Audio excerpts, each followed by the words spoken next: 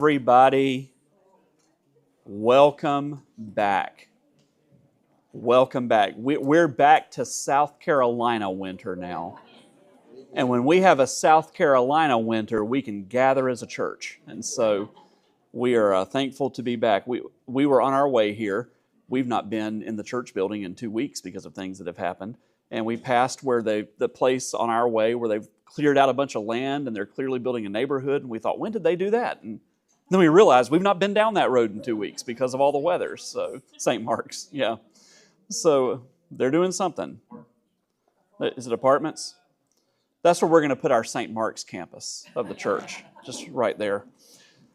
But welcome back. Let me open up with a word of prayer. Heavenly Father, we thank you so much for the chance that we have to be back together again to talk about the Baptist Faith and Message and other topics. And we pray, Lord, that you would be with us. We pray, Father, that you would bless us, help us to have a good time together. We pray it would be time well spent for the sake of the kingdom work that you're doing among us. And it's in Jesus' name we pray. Amen.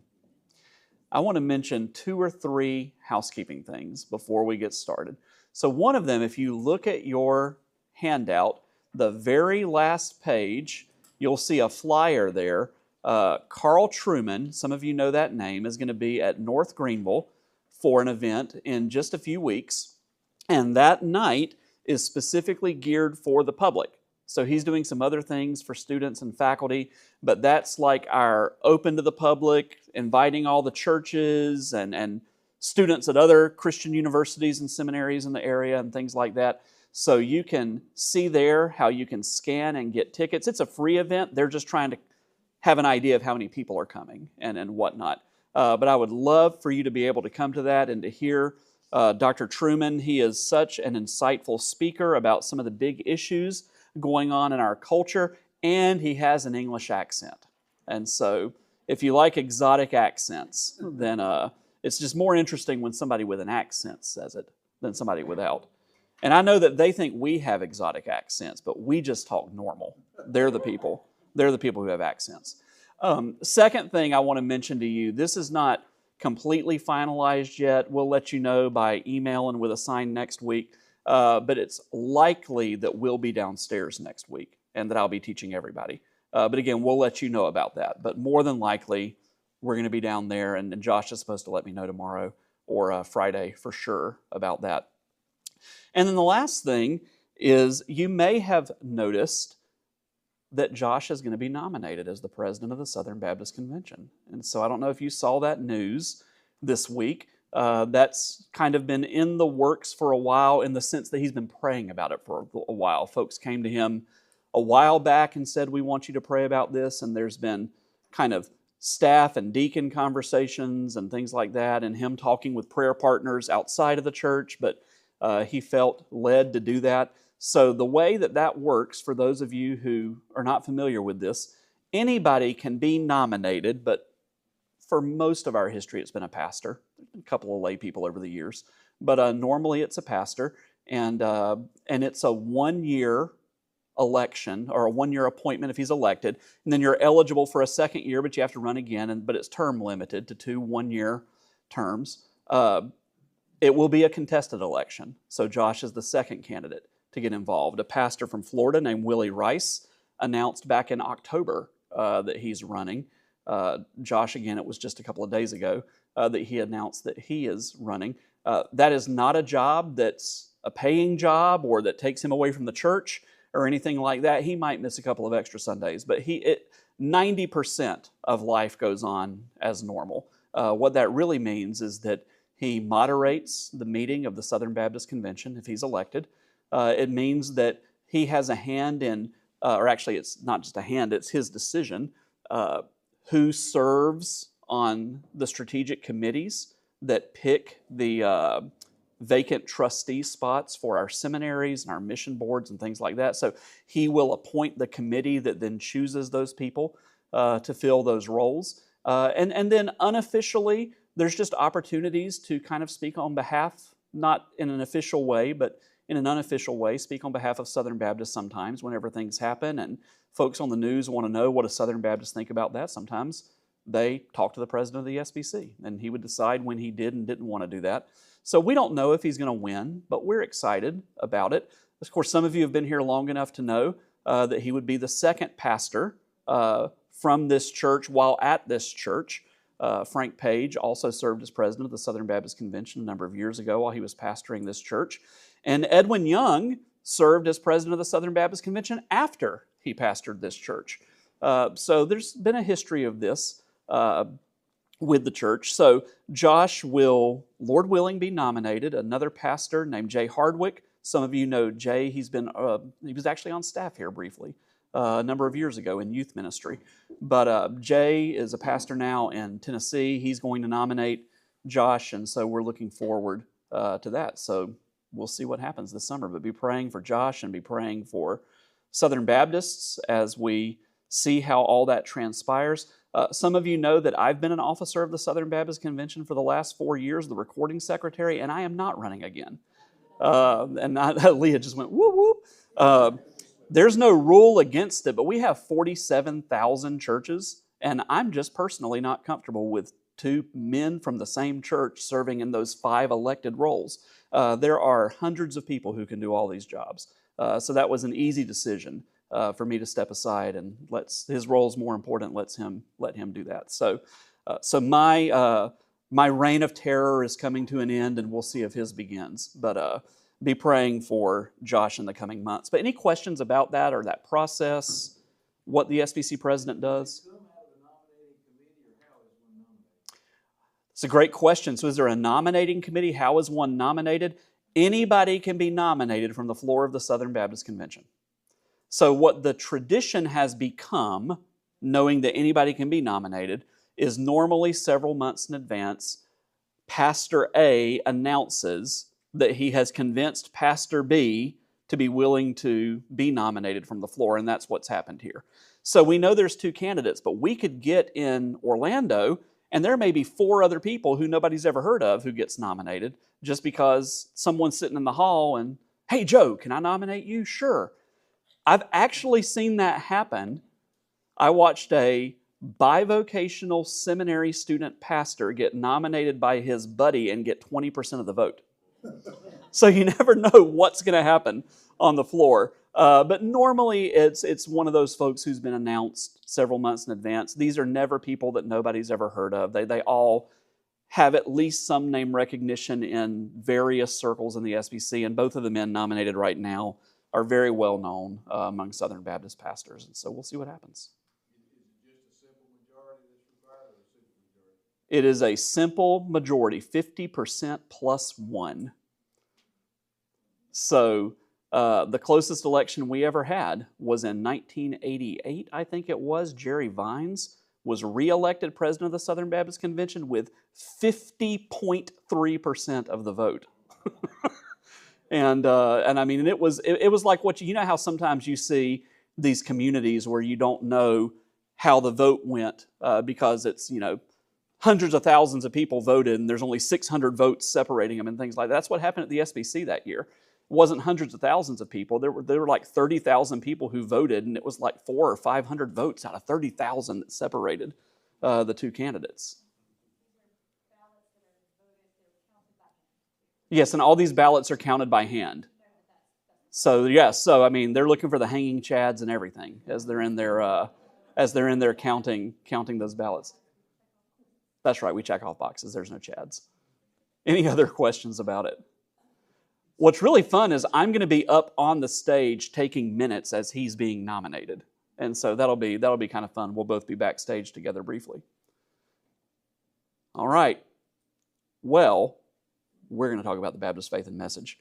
And we're going to talk about education tonight. So, the Equip Institute exists to equip members of Taylor's First Baptist and everyone lurking online to think rightly about God and His Word for the sake of living rightly before God in His world. We're going to continue our study of Baptist beliefs and specifically the Baptist Faith and Message. Last week, we talked about evangelism and missions, and this week we're going to talk about education. And kind of like last week, we're going to look a little bit more into the past and things like that. And some of you are going to be really familiar with some of this story because some of it took place, a lot of it took place in Greenville, South Carolina. But what we want to do is what we always do, starting with the article, several key texts. We'll stop and talk about that. Then we'll dig a little bit deeper and we'll also look at some history tonight. So here's what Article 12 says. Christianity is the faith of enlightenment and intelligence. In Jesus Christ abide all the treasures of wisdom and knowledge. All sound learning is, therefore, a part of our Christian heritage. The new birth opens all human faculties and creates a thirst for knowledge. Moreover, the cause of education in the kingdom of Christ is coordinate with the causes of missions and general benevolence, and should receive along with these the liberal support of the churches. An adequate system of Christian education is necessary to a complete spiritual program for Christ's people. In Christian education, there should be a proper balance between academic freedom and academic responsibility. Freedom in any orderly relationship of human life is always limited and never absolute. The freedom of a teacher in a Christian school, college, or seminary is limited by the preeminence of Jesus Christ, by the authoritative nature of the Scriptures, and by the distinct purpose for which the school exists. So that's what it says. And some of that language is 100 years old, and some of that language is just a few years old. So we'll talk about that in a few minutes. Here's some of the key biblical texts, and I wanted to begin with what most would agree is kind of the foundational text for when we think about anything with Christian education, whether that's teaching our children, or whether that's a Christian education program in a church, or whether that's a seminary, or Bob Jones University. And that's Deuteronomy chapter 6, verses 1 through 9. Now this is the commandment, the statutes and the rules, that the Lord your God commanded me to teach you, that you may do them in the land to which you are going over to possess it, that you may fear the Lord your God, you and your sons and your son's son, by keeping all his statutes and his commandments, which I command you, all the days of your life, and that your days may be long. Hear, therefore, O Israel, and be careful to do them, that it may go well with you, and that you may multiply greatly, as the Lord, the God of your fathers, has promised you, in a land flowing with milk and honey. Hear, O Israel, the Lord our God, the Lord is one. You shall love the Lord your God with all your heart, and with all your soul, and with all your might. And these words that I command you today shall be on your heart. You shall teach them diligently to your children, and shall talk of them when you sit in your house, and when you walk by the way, and when you lie down, and when you rise. You shall bind them as a sign on your hand, and they shall be as a frontlets between your eyes. You shall write them on the doorposts of your house and on your gates. This is the famous Shema passage from Deuteronomy, focus being on passing down the faith to the next generation. Christian education might be many things, and it might be many good things, but it is never less than passing the faith on to the next generation. But there are a lot of other Bible verses that speak to education-related things, the life of the mind, knowledge, wisdom, and we're going to just survey some of that. Job 28:28. And he said to man, behold, the fear of the Lord, that is wisdom, and to turn away from evil is understanding. Psalm 19:7. The law of the Lord is perfect, reviving the soul.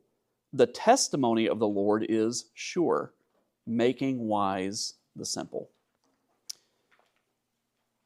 Proverbs 3:13. This is one of many proverbs that speaks of wisdom. Blessed is the one who finds wisdom and the one who gets understanding. And then Proverbs 15:14. The heart of him who has understanding seeks knowledge, but the mouths of fools feed on folly. Ecclesiastes chapter 7, verse 19. Wisdom gives strength to the wise man more than 10 rulers who are in a city. Moving into the New Testament, we have here the first and last verses of the Sermon on the Mount. Matthew 5:2 and 7:24. And Jesus opened his mouth and taught them, saying, he teaches, and everyone then who hears these words of mine and does them will be like a wise man who built his house on the rock. Matthew 28:18 through 20. Yes, it's about missions, but it's not only about missions, because what does it say in verse 18? And Jesus came and said to them, all authority in heaven and on earth has been given to me. Go therefore and make disciples of all nations, baptizing them in the name of the Father and of the Son and of the Holy Spirit, teaching them to observe all that I have commanded you. And behold, I am with you always to the end of the age. Philippians chapter 4, verse 8. Finally, brothers, whatever is true, whatever is honorable, whatever is just, whatever is pure, whatever is lovely, whatever is commendable, if there is any excellence, if there is anything worthy of praise, think about these things. Two more verses. Colossians chapter 2, verse 8. See to it that no one takes you captive by philosophy and empty deceit, according to human tradition, according to the elemental spirits of the world, and not according to Christ. In James chapter 1, verse 5. If any of you lacks wisdom, let him ask God, who gives generously to all without reproach, and it will be given him. Good stuff.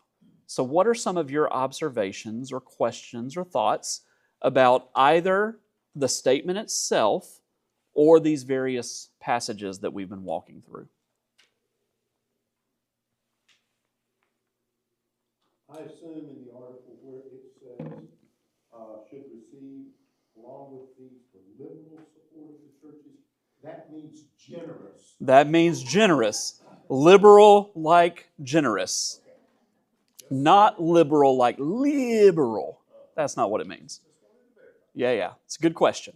It's like how when we talk about the liberal arts, those are the liberating arts, not the arts taught by liberals, though sometimes liberals teach those arts. So that word means different things in different contexts. It should not make us nervous here. Other questions or thoughts? Yeah. So you're probably going to expand on this. Maybe. The second paragraph of the article seems to me like it's trying to protect against some things, especially the second sentence, third sentence, where the freedom of the teacher of Christian schools and even by the freedom of Christ. You want to expand a little bit on? You know what? I'd like to expand a little bit on that in a minute. Yeah, because this definitely, that language dates to 1963, whenever Southern Baptists were having an earlier fight about the Bible and what it means and what professors who we pay their salaries should and should not believe and teach about the Bible. And so I will tell you this, what they're trying to do is strike a balance between people being entitled to their opinions, but being accountable for what those opinions are and what the ramifications of those opinions are. So we'll come back to that. Other questions or thoughts? Yeah. The focus of this is more in the direction of teaching outside of like Sunday school or whatever. Especially the second paragraph. Yeah. I think the first paragraph, so the first paragraph I think is speaking to a broader principle about Christian education in general, whether that's Sunday school, discipleship classes, parents and grandparents teaching children and grandchildren. And then we get to that second one, and clearly something more specific is on the mind. I don't know many Sunday school teachers that are saying, I need academic freedom so that I can teach you what the book of Job says or whatever. So I've actually found, while all of it makes sense to me, and I appreciate it, I've always found it a little bit disjointed and wish that there was one or two more sentences in there that clarified, here's the broader principle that applies to everything. And now here's this thing that we're particularly concerned about with colleges and universities and seminaries. Yeah, go ahead. Why do you think the majority of Southern Baptist churches don't look into the possibilities of having an actual school in their buildings during the week? This is a great question. So why do the majority of Southern Baptist churches not look to having a Christian school in their facilities during the week? Well, I think a majority don't do it because they're small and don't have the resources. We're still a convention of small churches. The average Southern Baptist church runs 90 people on Sunday mornings in their primary worship services. And so we are a convention of small churches. And if you don't believe me, come up to Tigerville and I'll drive you around and show you all the small churches. So our church is very much outside of the norm. And even the church down the road with 300 or 400 people on Sunday mornings is very much outside of the norm. So I think that's the number one reason. What I think you would find over the last 20 years, and maybe even especially since COVID-19, is that more and more churches that do have size and do have resources are at least having that conversation. Church staffs, deacons, in some churches, elders, whatever, like whoever's in leadership, lay and paid, those conversations are happening. So much so, two friends of mine a couple of years ago actually wrote a book for the North American Mission Board on how to start a Christian school, because even the mission board recognizes that with kind of all the debates and confusion in our culture about educating children and whatnot, that's a mission field in many places to reach families that are concerned with what's happening in schools, but they're not yet followers of Christ. And so it was interesting that it was not Lifeway Christian Resources that put that out, but again, it was North American Mission Board. I'm a historian, not a prophet. And when prophets get things wrong, they get stoned. So I'm just a historian speculating. But as a historian speculating, I would speculate that in the next decade, we will see a huge proliferation of Christian schools at churches that don't have them right now. Even last week, I was at a conference, because I wasn't here, I was at a conference in Fort Worth, Christian educators from K-12 schools all the way up to seminaries and universities and whatnot. And I was moderating a panel discussion with 4 Christian private school headmasters. 2 of them in kind of big comprehensive schools, think like Southside Christian or something like that. 2 of them in small classical academies. So we kind of had both streams that were represented. And the reason we had that panel discussion is because so many people are having this conversation. And of course, don't want to get too much into politics, I'll just speak descriptively. It looks very likely that school choice is going to continue to be on the ballot and popular in a growing number of places. And it could even be the case that more is done with our National Congress over the next year with school choice. Some has already been done. There's certainly conversations in South Carolina about that. So not only are people interested, but there's incentivization that's coming at the state level and potentially at the federal level to empower parents to decide what they're going to do. And there's strengths and weaknesses of all of that, because public schools suffer in many ways whenever that happens. So we probably have different opinions in here, but it is what it is. And lots of folks are concerned, and whether it's homeschooling or whether it's K-12 schools, and if it's K-12, whether it's kind of, again, a comprehensive sort of model or a classical school, lots of Christians are interested in exploring other opportunities. And in lots of places like South Carolina, even for families that are in public schools, you have Christian learning centers and other types of opportunities that come alongside those public schools to help equip the young people that are in those schools. And so I think we're going to see more and more of it, not less and less of it. Very much so. Yes, ma'am.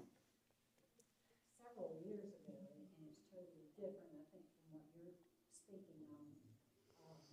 Taylor did host homeschool. Yeah, I remember that. So, like 3 or 4 years, 2 days a week, we had all those kids. Yep. on campus. That's happening in a lot of churches where they're providing temporary space to start up schools, or they're providing space to homeschool co-ops. Our children are in a homeschool co-op that meets at a Presbyterian church in Travelers Rest that 2 days a week hosts those students there. And when we lived in Jackson, Tennessee, it was a different co-op at a Southern Baptist church. We were part of a different co-op at a Southern Baptist church when we first moved here. So there's also those sorts of things where the churches aren't in charge of the schools, but they're partnering with schools to provide those sorts of spaces. I'm assuming you would include release time programs in those programs. Yeah, like with Christian learning, yeah, sometimes release time type programs to do Christian learning centers, or in some cases to do actual Bible classes that count as high school credit.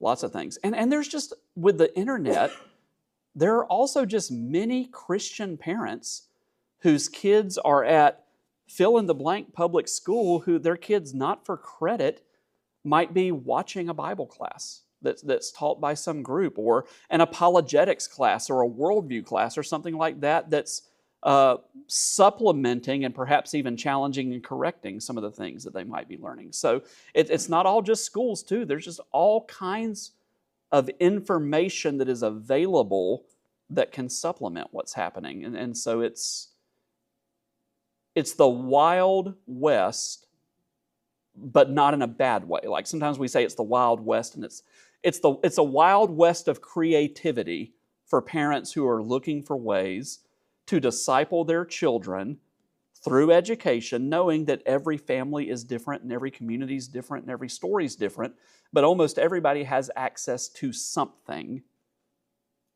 whatever it is. Yeah. Now, a Christian school, do they have a regular curriculum plus Bible studies or something? Is what they do? Yeah, so there's not any one type of Christian school, but a comprehensive type of Christian school. So think like Southside Christian or something like that.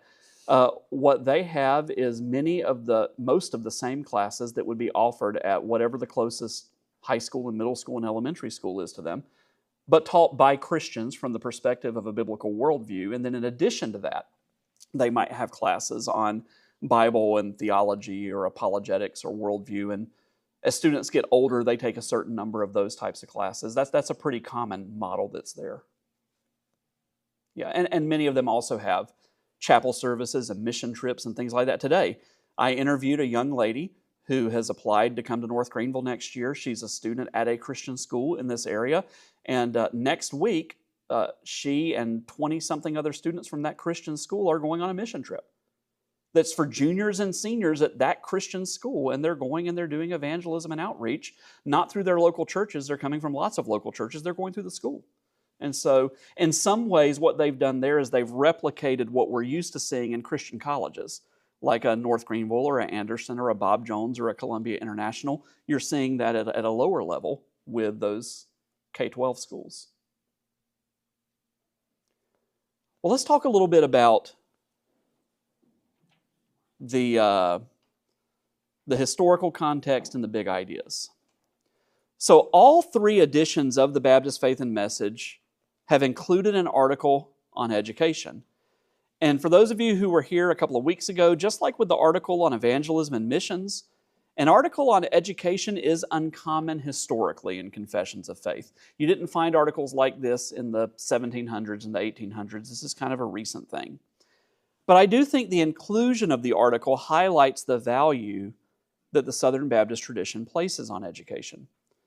The 3 versions of the article all communicate the same basic ideas, but each revision has included kind of a considerable expansion, so that we keep elaborating further. So we're never saying something different, but we keep saying more and more, if that makes sense.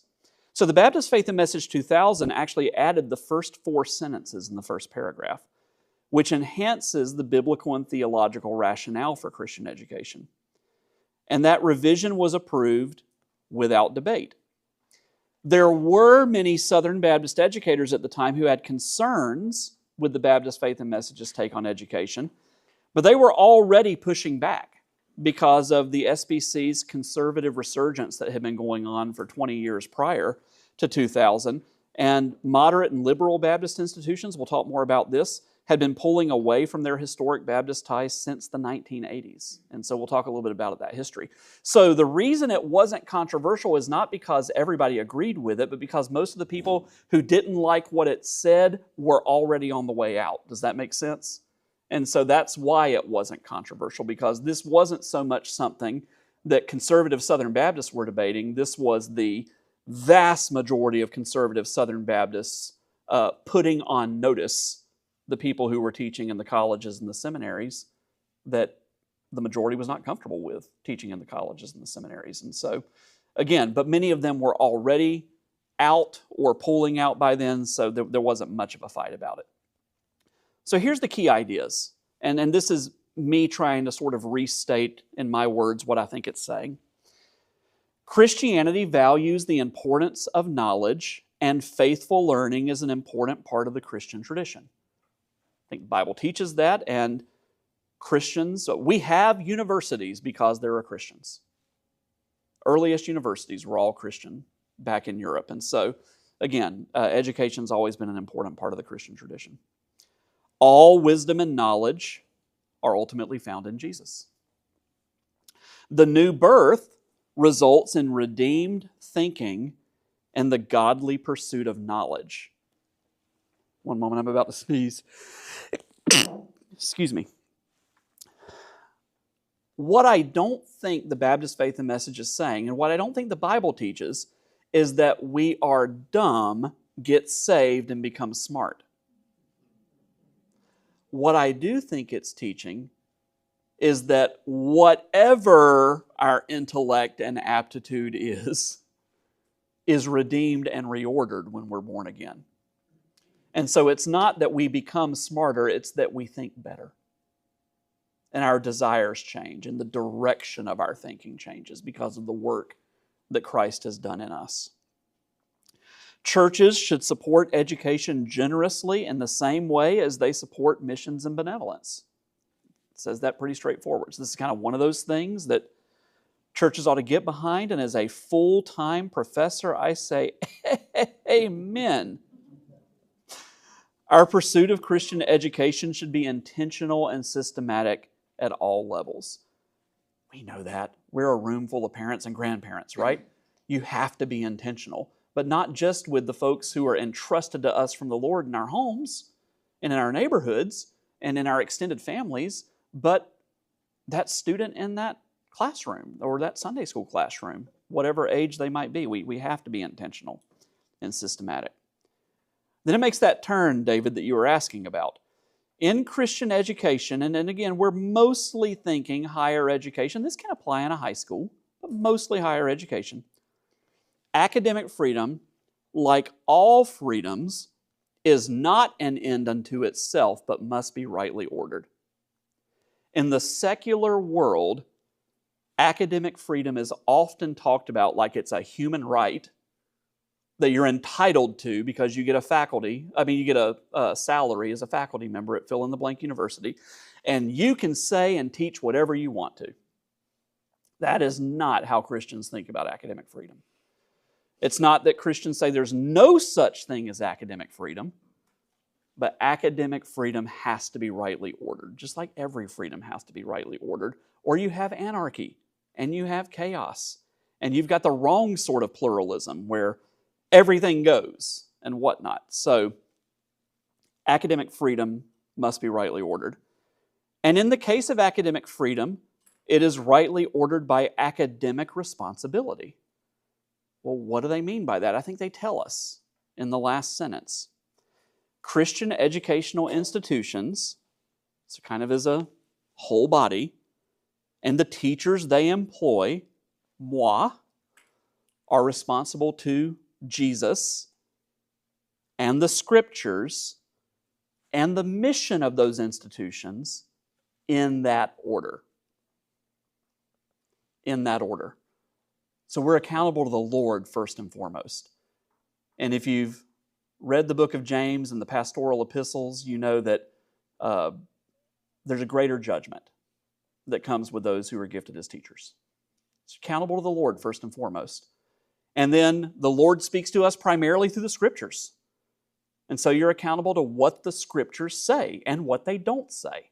Scripture is our final authority, our ultimate authority. But then in a Christian school, you're also accountable to the mission of that Christian school. Every Christian school that has ever been started was started by godly people with godly intentions. Now, some of them have lost the plot. And we all know stories about that. But they had good missions. And the drafters here, even all the way back in 1925, recognized that. So when schools stick to their missions, as a general rule, they're sticking to the Scriptures and they're sticking to the Lord because they're good missions. But mission drift is related to spiritual drift. Drifting away from the Lord, drifting away from the Scriptures in Christian institutions. But go back and look at nearly every institution of higher education in America that was started before the American Civil War was either a Christian institution or it was, they wouldn't have used the word secular, a non-sectarian institution that was normally led by Christian clergy. So even at all the SEC and ACC schools, for example, here in the Southeast, to almost the 20th century and sometimes into the turn of the 20th century, those presidents had been pastors. That's what the world was like. Can you even imagine that now? But that's what it was like. And even the handful of schools that were started as what we might now call secular institutions, like, for example, University of Virginia, University of Georgia, University of North Carolina, again, you had numerous clergy who were involved in the leadership of those institutions. They still had Christian assumptions, even if they weren't teaching Bible classes and things like that, because that's not what their mission was, to teach Bible classes. So again, the story of Christian higher education in America is a story, and I'm riffing off of a scholar who says this in the title of his book. It is from, oh gosh, I just lost it. Anyway, it's the gradual disestablishment of religion. It's emptying religion from the schools. And even secular, the language changing, where secular doesn't mean non-sectarian and neutral. Secular means something more like secularism against religion, or agnostic assumptions, or something like that. And so recognizing that that's the pattern, again, that had already been going on for 100 years in 1925. And so when the drafters of that First Baptist Faith and Message, that's why they talk about the mission too. Because they're looking around and they're saying, Harvard used to get it, and now they don't. Yale used to get it, and now they don't. Duke used to get it, and now they don't. God forbid that should happen in our Baptist schools. So what happened in our Baptist schools? Well, we'll talk about that in a second. But any questions about my read? Any of you read it differently or something else? And again, it doesn't say everything it could say, but this is my best attempt at interpreting what I think it's saying. Well, let's talk about the juicy stuff, because this is, I think, maybe I'm just biased because this is the world I live in, but I think this is very interesting. And again, a lot of this history took place in the neighborhood.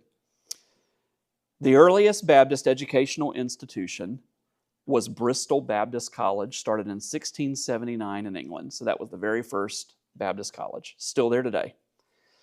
In North America, the first Baptist college was Brown University, established in 1764. Did you know Brown started as a Baptist university? So Brown was a Baptist university, started in 1764. In the South, since that's where we live, the earliest Baptist colleges included Georgetown College in Kentucky, 1787, Union University in Tennessee, 1823. That's where I used to work before I came to North Greenville. Furman, 1826. University of Virginia, 1832. University of Richmond. Mercer, 1833. Wake Forest, 1834. Do you know Wake Forest was a Baptist school originally? That one's a little more familiar. The first Baptist seminary in the U.S. was Newton Theological Institution, started in 1825. They changed the name to Andover Newton. A little bit later, they merged with another school, and they don't even exist as a real seminary anymore. So they lost the plot so much. It's just a historical institution now. The first Baptist seminary in the South was the Southern Baptist Theological Seminary in South Carolina in 1859. We'll come back to that in a minute. So by the time the Baptist faith and message was first adopted, let's get back in the time machine. We're going to go to 1925. There were already 101 years ago, dozens of Baptists and colleges and universities across the South, 2 different seminaries, Southern and Southwestern. Southwestern had been started in 1908. And a Bible college that would later become a seminary. That's now New Orleans Seminary in 1917. It was originally a Bible college, specifically started to reach nominal Catholics in South Louisiana. And so that was the rationale for that school. Growth continued through the 1960s as new state colleges were founded and 3 new seminaries opened. Golden Gate Seminary, now called Gateway Seminary, was started in California in 1944. Southeastern Seminary in North Carolina in 1950. Our church has a partnership with Southeastern. I used to serve on faculty there. And finally, Midwestern Seminary in 1957. All these institutions were linked through what was called the Southern Baptist Education Commission. It was founded in 1915 to promote common educational standards. And that was kind of like where all the colleges and seminaries got together and they talked shop. And they were supposed to hold each other accountable. Emphasis on the word supposed. We'll come to that in a minute. Beginning in 1924, I think this is very interesting, the SBC also partnered with the National Baptist Convention, historically African American Baptist Convention, to fund American Baptist Seminary in Nashville, Tennessee, which was a school for training African American Baptist ministers. Through the 1990s, we continued to fund that school. The most famous graduate of that school is a name that most of you will be familiar with, John Lewis, who later served in Congress for a number of years, was a graduate of American Baptist Seminary in Nashville, Tennessee, and a number of other people who were a part of the civil rights movement in the 1950s and 1960s. American Baptist Seminary was a hub for that movement. And it wasn't an official Southern Baptist school, but Southern Baptists were paying most of the bills for the school. It was very much kind of an education/mission project that the convention had taken on. And there were a couple of other things like that, but that was the most famous. But we're going to talk about South Carolina. You know, people who are from South Carolina think everything started in South Carolina. And they think everything in South Carolina is better than the versions in other places. So South Carolina barbecue is better than barbecue in other places. Duke's mayonnaise is better than those other types of mayonnaise. When I first went to seminary, I loved listening to people from South Carolina and Mississippi and Texas fight over who started and was best at everything.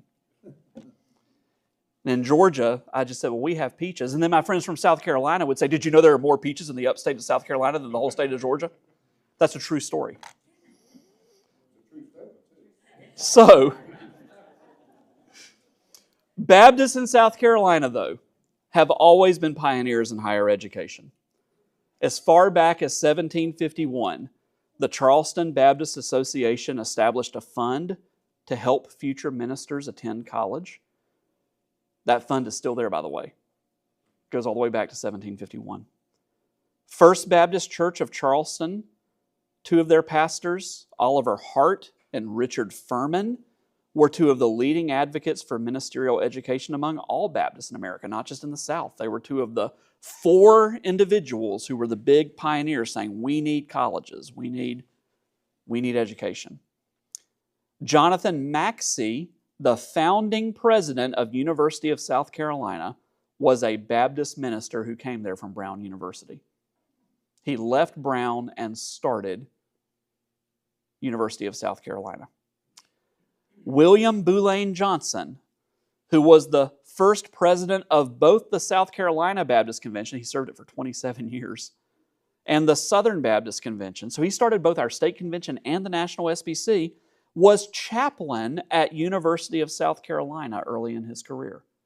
University of South Carolina had a Baptist pastor as chaplain.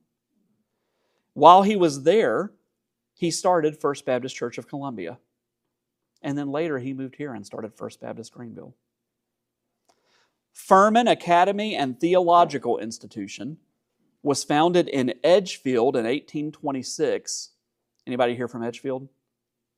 Okay, then I'll say this. Aren't we glad it didn't stay in Edgefield and moved to Greenville? I mean, it's a nice enough place if you're from there, I guess. But they looked around and said, I think Greenville's nicer than this. In 1851, Furman moved to Greenville. James Furman, a South Carolina Baptist pastor and the son of Richard Furman, served as president of Furman University for a number of years. And James Furman was also pastor of this church. Chick Springs Baptist Church was the original name of this church. It later relocated and became Taylor's Baptist Church and then Taylor's First Baptist Church. But whenever we were in our Chick Springs form and we were 3 miles down the road, James Furman was at the same time the president of Furman University and the pastor of Taylor's First Baptist Church. Southern Seminary, as I mentioned a few minutes ago, was founded in Greenville by a Furman theology professor named James Pettigrew Boyce in 1859. Boyce had previously pastored First Baptist Columbia. Southern's first building was the former sanctuary of Greenville First Baptist Church, and it was located where now Prisma Health corporate offices are located on East McBee Avenue in downtown Greenville. If you slow down on East McBee, you can see the historical marker saying Southern Seminary was started here in 1859. Now, Southern moved to Louisville in 1877 because the Southeast was so economically depressed during Reconstruction. They couldn't keep the doors open if they stayed in South Carolina. And so they moved to Louisville intentionally because it was a border state and had not been affected by Reconstruction in the same way. They could afford to operate there. But again, that first generation of students were in Greenville, South Carolina, in the original building of First Baptist Church of Greenville. In addition to Furman, South Carolina Baptists have founded several other colleges and universities, including Limestone in 1845, Johnson Female Seminary in 1848, Greenville Women's College in 1854, North Greenville Baptist Academy in 1892, and Anderson College in 1911. So what happened there? Well, Johnson Female Seminary died out during the Civil War, but it was a forerunner of Anderson. In fact, Anderson has an internal debate. Did they start in 1911 or did they start in 1848 or both? Because there was continuity between that earlier women's school and Anderson. Greenville Women's College merged with Furman in 1937. And in 1941, Limestone became non-denominational and disaffiliated with South Carolina Baptist. So it was originally a South Carolina Baptist school, but has not been since World War II. The Baptist College of Charleston was founded in 1964. They looked at the College of Charleston and they said, anything you can do, we can do Baptist. We're the Baptist College of Charleston. So in 1964, they were founded. And in 1990, they became Charleston Southern University. By the way, Baptist College of Charleston and College of Charleston, only one of those schools is in Charleston.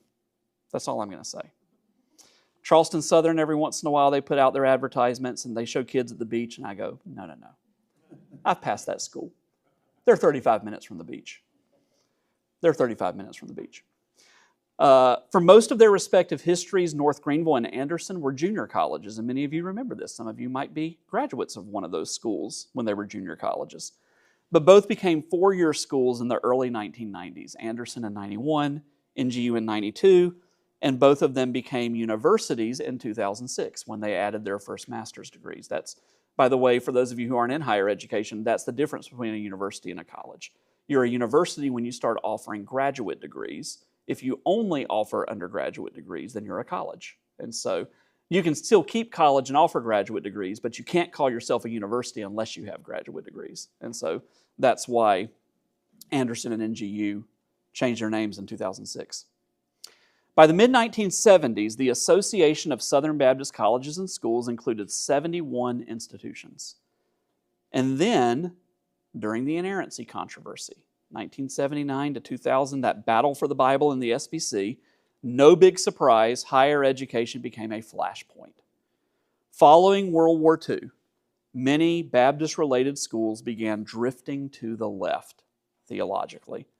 And it was kind of a slow burn.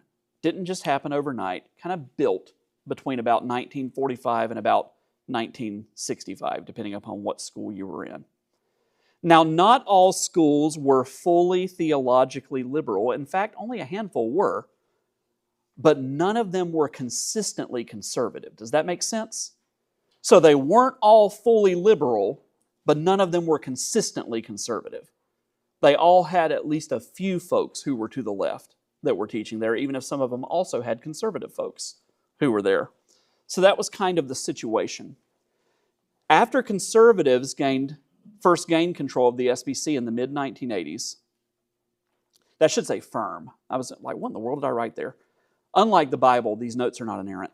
After conservatives gained firm control of the SBC in the mid-1980s, progressive academics looked for ways to break ties with the SBC. They saw the handwriting on the wall. They knew where things were headed. So in 1989, here's kind of the story of how some of this happens. A group of former Southeastern professors founded the Baptist Theological Seminary of Richmond to serve moderate Baptist ministerial students. By the turn of the century, the moderate breakaway group, Cooperative Baptist Fellowship, supported over a dozen seminaries and divinity schools. Some of them were pre-existing divinity schools that were affiliated with other denominations, but they started Baptist programs. Duke University Divinity School and Candler at Emory, both of those are United Methodist schools. Bright Divinity School at Texas Christian, that's a Disciples of Christ school. They were already there, and they started Baptist programs to try and siphon off more progressive Baptist students from the Southern Baptist schools. But there were also new graduate ministry programs at Baptist universities like Baylor, Wake Forest, Mercer, Campbell, Gardner-Webb, not that far from us, just across the state line. And these were new divinity schools and seminaries started at Baptist universities in response to the SBC becoming more conservative. And so these are meant to challenge that. And then beginning in the mid-1980s, many of the oldest and most prestigious state Baptist colleges and universities broke ties with their sponsoring state conventions. And some of you remember this well in South Carolina.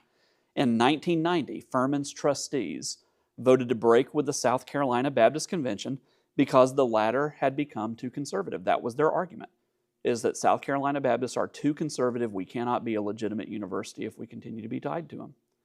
And that break became official in 1992. Anderson and North Greenville both became four-year institutions in direct response to the Furman break. That's literally why those two schools added four-year programs, is because we lost Furman in 1990. Officially in 92, but it started in 1990. Similar moves were made. If we were in North Carolina, we might focus on the story of Wake Forest. Or if we were in Florida, we might talk about Stetson. If we were in Virginia, we might talk about University of Richmond. If we were in Georgia, we might talk about Mercer. This happened in the 21st century. I vividly remembered when this happened. I grew up, kind of Mercer was where people from my church would have gone, like people here would have gone to Furman, and this was a big deal. Georgetown, Kentucky, you may remember that was our oldest school, dating to 1787. In 2006, they broke away.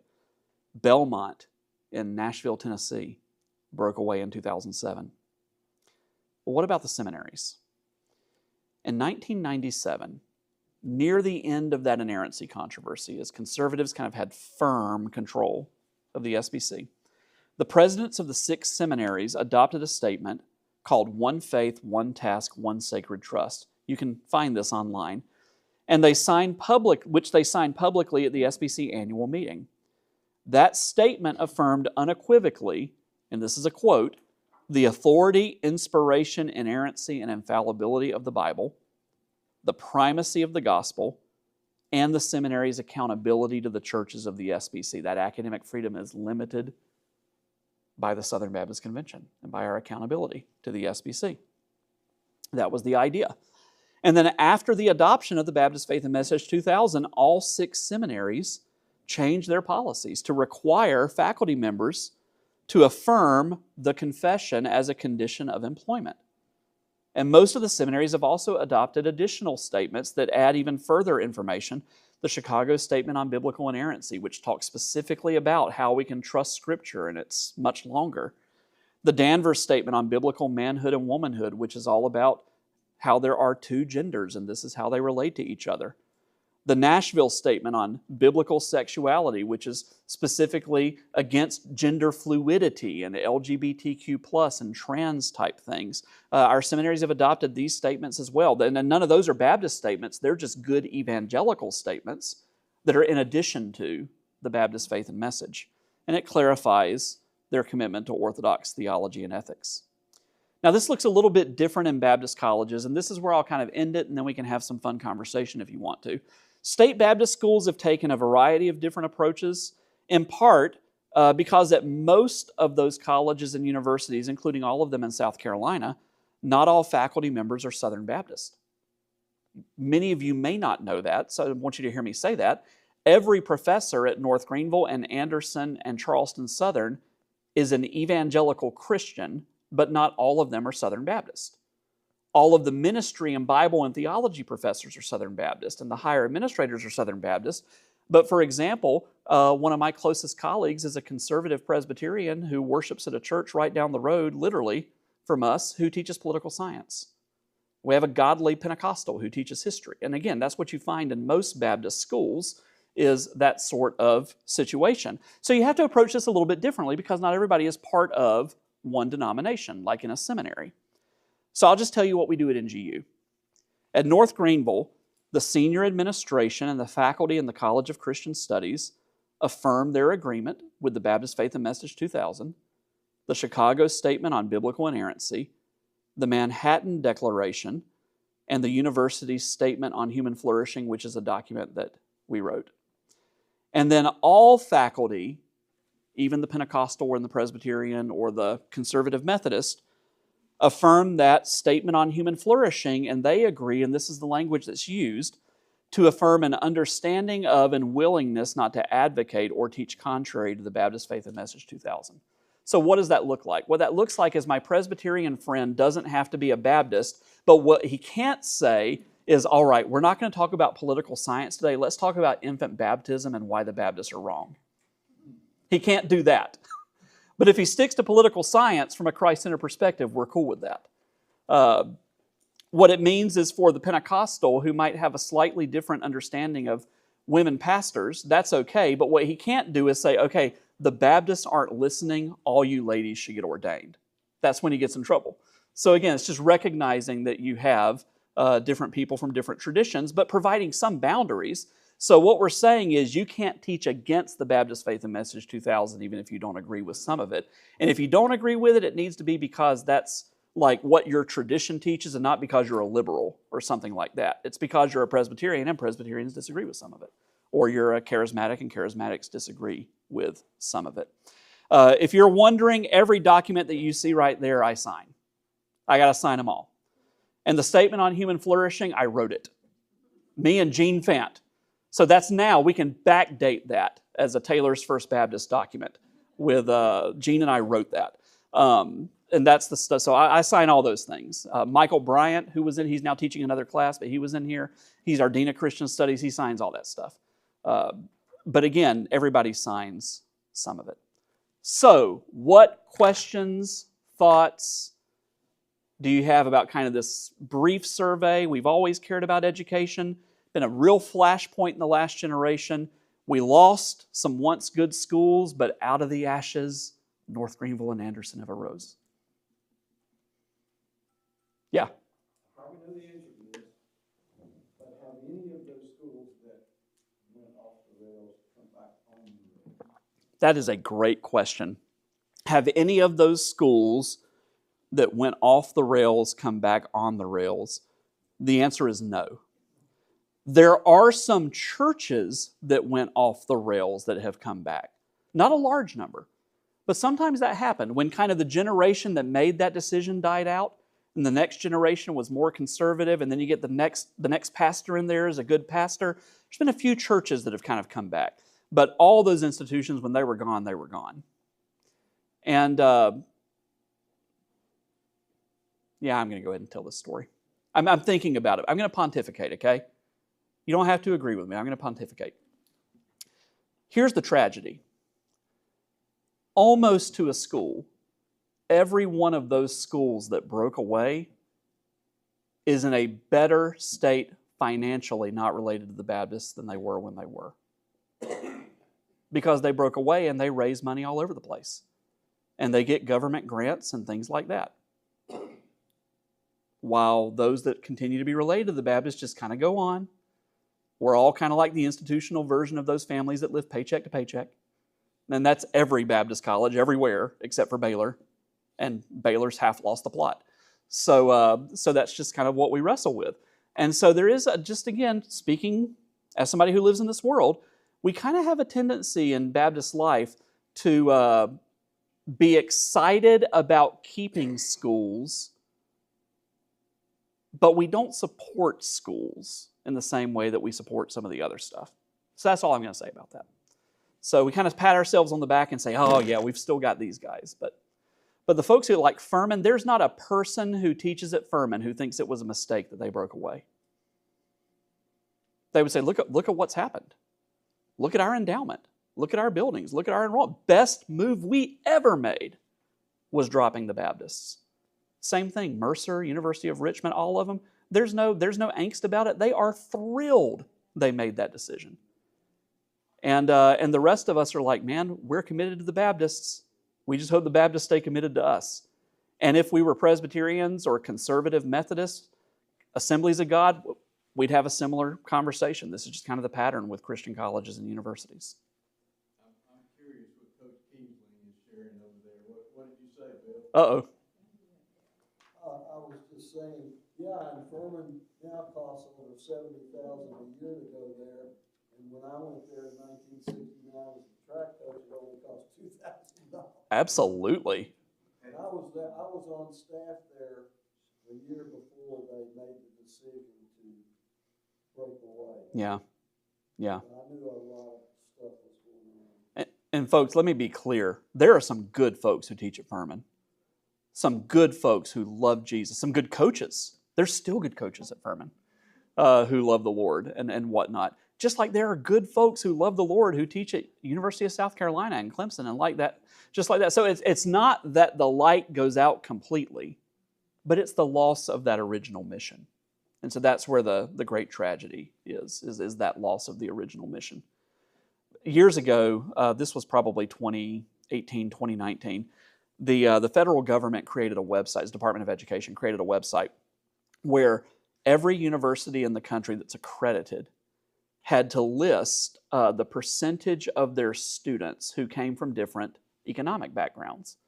And it was just trying to get an idea of where students go to school and what does wealth look like with people going to school and how does that affect scholarships. And it was all accountability type stuff. So Furman puts their number up of kind of the different brackets. And I don't think this will surprise you to know that something like 30 or 40% of Furman students come from families where the annual income each year is $250,000 or more. This is a pretty sizable thing. North Greenville, it was like 6 families where that was the annual income. And but again, adjusting for inflation and things like that, that probably would not have been exactly the same at Furman in 1985. And so there has been greater affluence and attracting more affluent students. And as you know, and this happens with Mercer and Richmond and places like that, more and more out-of-state students and things like that. And so sometimes I hear from people who are like, man, we've been in Greenville for X amount of time, and granddaddy went to Furman, and daddy went to Furman, and now my kid can't get into Furman even though she has straight A's. And we're from here. And it's because it's marketed differently. They want to have a national presence, but happen to be here. And I'm not criticizing that. That's just their strategy. And that's what happens whenever the schools break away, is they can push for that prestigious sort of thing a little bit more. Yeah. The enrollment at the 6 Southern Baptist Seminary Yes. over the last 10, 20 years, going up, going down, staying flat. This is a complicated question. It's a straightforward question. It's a complicated answer. If we're counting noses, there are by far more people enrolled at the 6 Southern Baptist seminaries than there have ever been. However, the seminaries have had to do a million different things to get those numbers. And so 5 of them now have undergraduate programs. And if you go to Southern, it's a full liberal arts college of 1,000 students that's at Southern Seminary. They all have strategic partnerships with Baptists in this foreign nation, or that prison system, or whatever. There's all kinds of online certificates. We have a number of people in our church who are not part of our residency who feel called to ministry, but who are life group leaders that are doing an online certificate through Southeastern Seminary to help them be a better life group leader. Jeremy took 6 or 8 folks from the church through that back in the fall. All of those noses count. So there's more people being impacted and educated by the schools than ever before. But if we're thinking about what the schools were created to do, graduate education for men, especially who are called to be pastors, and men and women called to other types of ministry leadership roles, the numbers are significantly smaller than they were 20 years ago. How much of that has to do with funding from the convention? Some of it is the funding of the convention. So 1979, when Southern Baptists say 1979, the first thing we think about is the big debate about inerrancy. And that started in 1979, but something else happened in 1979. 1979 is the first year in over a generation, if we were in 1979 right now, that a student had to pay tuition at a Southern Baptist seminary. All through the 50s, 60s, and 70s, tuition was covered. You paid room and board, and you paid for books. And most of those folks served as part-time pastors in little country churches, or women who were working for different ministries and men working for different ministries. And it was affordable to move off. The cooperative program could not keep up with the pace beginning in 1979. By the time we went to school at the turn of the century, it was not very expensive. It was about $4,000 a year. I mean, that's cheap, cheap, cheap. $4,000 a year plus room and board and books. Now it's twice that much. And the cooperative program is just paying a little bit. So again, part of it is cost. Part of it is we just had a culture change. Our tradition doesn't require a seminary education. I don't know if you knew that or not. Some churches do, but our tradition doesn't require that like some other Protestant traditions do. And so we've always said, man, there's a place in the world for Charles Spurgeon. You got a fire in your belly and you can preach the stars down and you know the scriptures. You don't have to have a degree. And so churches aren't always looking for that. And just like there are people who say, well, why go to college if I can make X amount of dollars now going into a trade? There are people who feel called to ministry who say, well, I mean, I went to North Greenville and majored in Christian studies and I came from a healthy church. Why would I pay extra money and go to seminary? And so some of it is just people, the incentive is not there. So there's a lot of factors, but the seminaries are struggling with enrollment. If you go to Southern Seminary, the numbers look the same as they did 20 years ago on campus, but it's because of all the college students there. If the college students all got raptured, it would be a ghost town. If you go to Southeastern or Southwestern, I was on their campus last week, or New Orleans, it is a ghost town. Because so many of their master students are online, or they're coming in for a weekend class. And they've got 300 college students there, but you've got a campus built out for 2,000 people with 300 or 400 students there. And they're renting out to this ministry and that ministry for space and things like that. The world has shifted. The world has shifted. My last year as a full-time seminary professor was 11 years ago. And that year, for the first time ever, about a third of our students were on-campus traditional students, and about a third of them were completely online, and about a third of them were coming in for short-term classes. That number has shifted completely. When I talk to my friends at that same seminary now, they teach 4 classes a semester. One of them is to face-to-face students. The other 3 of them are online, or students coming in for a weekend. And they're not teaching like I was. Years ago, I taught 285 students in one semester. I had 93 in one class. A big class today is 25 students, face-to-face. So it's just a completely different world than it was. The good news is the internet has made all that great content more accessible.